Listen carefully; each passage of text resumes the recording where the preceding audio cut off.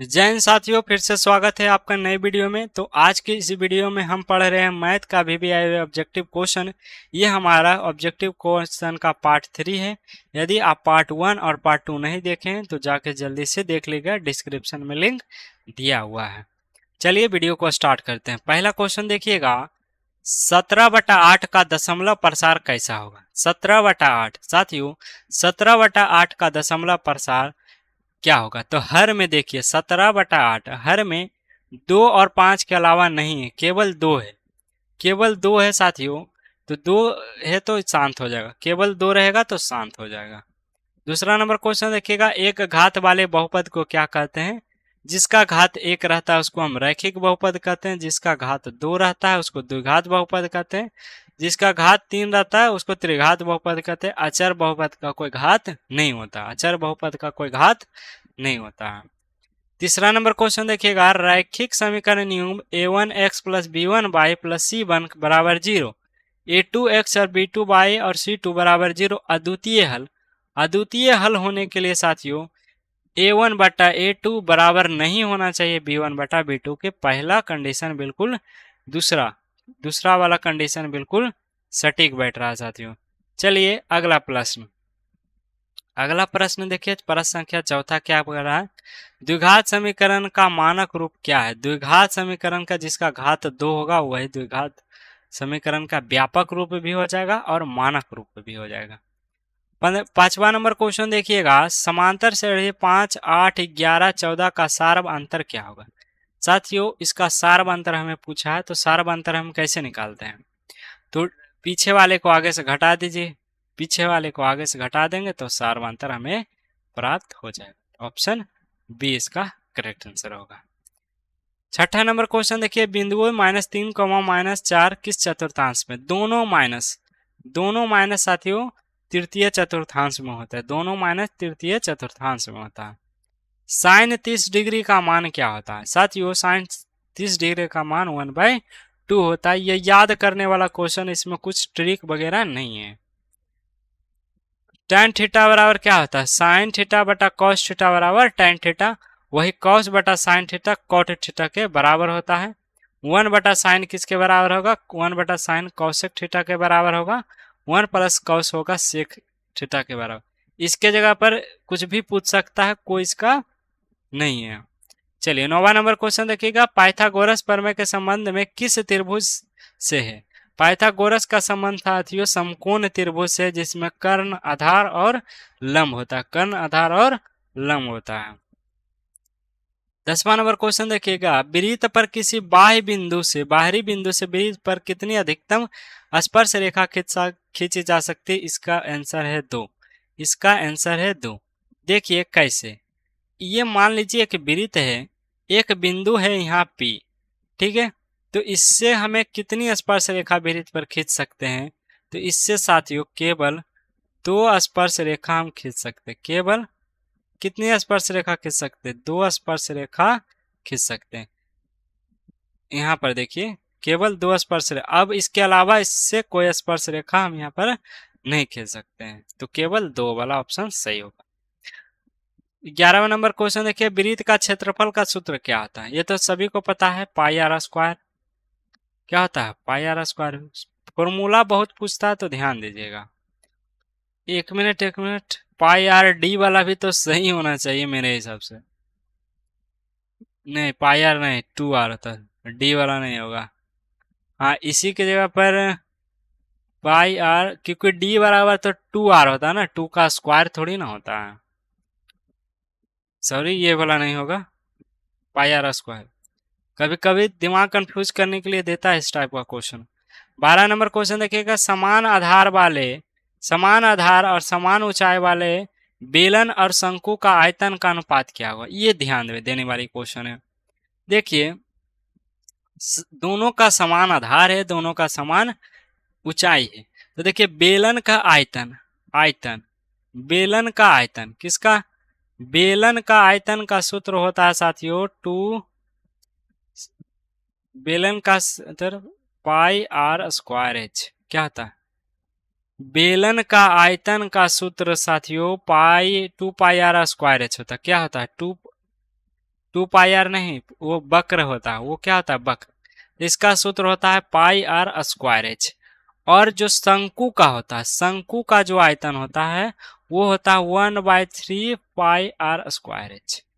तो दोनों का अनुपात निकाल लें तो पाई आर स्क्वायर एच और नीचे में लिखेंगे 1/3 पाई आर स्क्वायर एच। ये सब तो कट रहा है क्योंकि समान है, तो बच रहा है 1 और नीचे बच रहा है 1/3। ये 3 क्या है, भाग में ऊपर चला जाएगा गुना में, तो 3:1 हो जाएगा, 3:1 हो जाएगा।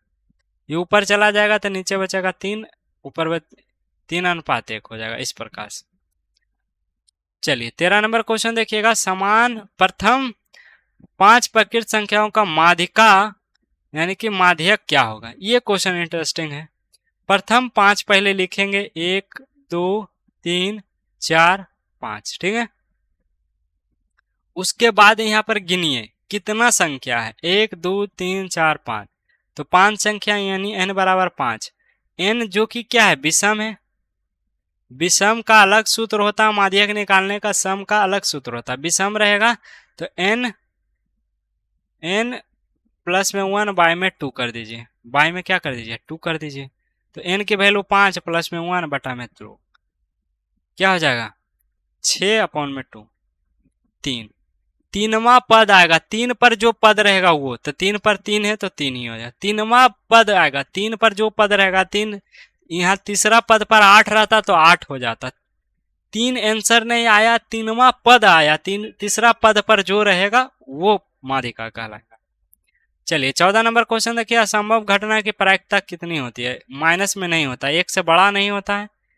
किसी भी घटना का प्रायिकता याद कर लीजिए, ना ही 1 से बड़ा होगा, 1 से बड़ा होगा, ना ही 1 से छोटा होगा। मतलब एक ही रहना चाहिए, ना ही बड़ा होना चाहिए ना ही छोटा होना चाहिए। 15 नंबर क्वेश्चन देखिए, दो संख्याओं का के लिए a और b HCF गुना LCM किसके बराबर होगा, a गुना b के बराबर होगा, a गुना b के बराबर होगा। ये क्वेश्चन 2026 में आया था। चलिए 16 नंबर क्वेश्चन देखिएगा, इसका शून्य क्या होगा। साथियों अब इस टाइप का क्वेश्चन तो हम आपको बता दिए हैं, डायरेक्ट एक +√2 एक -√2 लगा दीजिए, या तो सॉल्व कभी कर लीजिए। ये प्लस है तो इधर, ये माइनस है तो इधर आ जाएगा प्लस, स्क्वायर हटेगा, रूट चढ़ेगा, यहाँ पर 2 मान आता है, एक +√2 आएगा एक -√2 आएगा। चलिए 17 नंबर क्वेश्चन देखिए, cosec square minus cot square theta का वैल्यू 1 होता है। Cosec square minus cot square theta की वैल्यू क्या होती है साथियों, 1 होती है। कैसे होगा ये भी हम बता सकते हैं, कैसे होगा, क्या होगा, 1/sin², ठीक है। माइनस कीजिए, वो सब करने का जरूरत नहीं है, ऐसे तो अभी सिद्ध करने की जरूरत नहीं है, हमें केवल याद रखना है क्योंकि ये प्रॉपर्टीज है। कातीय तल में बाई अक्ष को क्या कहते हैं, बाई अक्ष को साथियों कोटि कहते हैं और एक्स अक्ष को भुज कहते हैं। चलिए 19 नंबर क्वेश्चन देखिएगा, समांतर श्रेणी का प्रथम n पदों का योगफल का सूत्र क्या है। याद कर लीजिए, n/2 2a प्लस में n-1 इंटू में d हो जाएगा, ये सूत्र होगा। एक सूत्र और होता है n/2 a प्लस में tn, दोनों में से कौन सूत्र दे दे तो पहला वाला सही हो जाएगा, पहला वाला क्या हो जाएगा, सही हो जाएगा। 2a प्लस में यहाँ n/2 नहीं है तो ये वाला ऑप्शन नहीं होगा, बाकी सब तो सही है लेकिन /2 नहीं है। 20वां नंबर क्वेश्चन देखिएगा, वृत्त की स्पर्श रेखा पर स्पर्श रेखा वृत्त को कितनी बिंदुओं पर स्पर्श करती है, अनंत, अनंत, वो एक बिंदु पर स्पर्श नहीं करती है। 21 नंबर क्वेश्चन देखिएगा, लंबीय वृत्तीय बेलन का वक्र पृष्ठ क्षेत्रफल, अभी हम बताते वक्र पृष्ठ क्षेत्रफल याद कर लीजिए 2πr² होता है। संपूर्ण पूछेगा तो, संपूर्ण पूछेगा तो ये हो जाएगा, संपूर्ण पूछेगा तो ये, वक्र पूछेगा तो क्या हो जाएगा, 2πr²। चलिए 22 नंबर क्वेश्चन देखिएगा, बहुलक माध्यक के बीच का कौन सा है, तो 3 माध्यक क्या हो जाएगा, बहुलक बराबर 3 माध्यक प्लस 2 माध्य माइनस 2 माध्य। ऑप्शन ए वाला बिल्कुल करेक्ट आंसर हो जाएगा, ऑप्शन ए वाला बिल्कुल करेक्ट आंसर हो जाएगा, ठीक है। चलिए आगे बढ़ते हैं।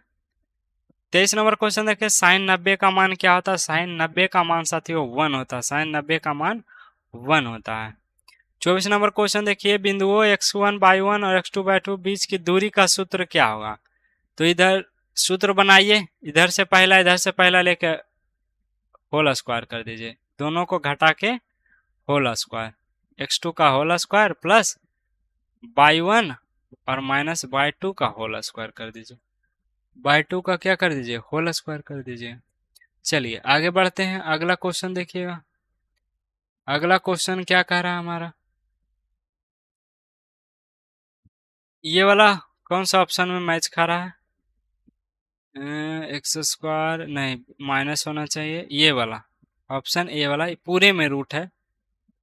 चलिए 25 नंबर क्वेश्चन देखिएगा और लास्ट क्वेश्चन है, एक द्विघात समीकरण के अधिकतम कितनी मूल हो सकती है? द्विघात समीकरण का मूल 2 होता है।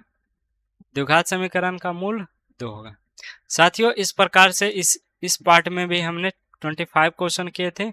मिलेंगे अगली पार्ट में, अगली पार्ट में हम और 25 क्वेश्चन करेंगे, तो उस पार्ट को भी जरूर देखिएगा।